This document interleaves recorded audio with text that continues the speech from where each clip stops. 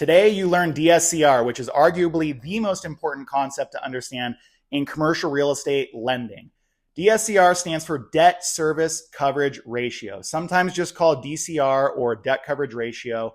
And when a commercial bank is determining the maximum loan a property will qualify for, or conversely, the down payment that will be needed to buy it, this is going to be the primary underwriting metric that is used. Now, every lender will have their own unique underwriting and stress testing, but this is really the universal loan qualifier for all banks.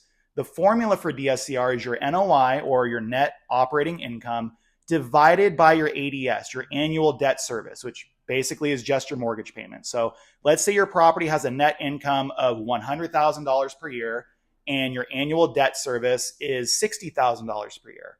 $100,000 divided by $60,000 is 1.66. So your DSCR in this example is 1.66.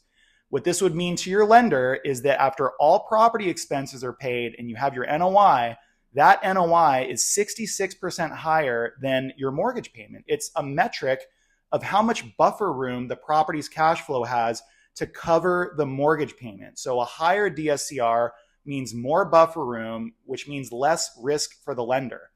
Now, most banks will have a minimum DSCR of 1.2 to, let's say, 1.4 on average. So what they want to see there is that the NOI is 20 to 40% above the proposed mortgage payment. And what's cool is if you reverse this formula, you can actually figure out the maximum loan amount on any given property. So if you know the minimum DSCR, the NOI, amortization, and rate, you'd effectively solve for the maximum loan amount. And there's definitely some nuances here that I discuss in a longer video, but you should also be able to talk to your mortgage broker about providing a loan analysis specific and tailored to your property.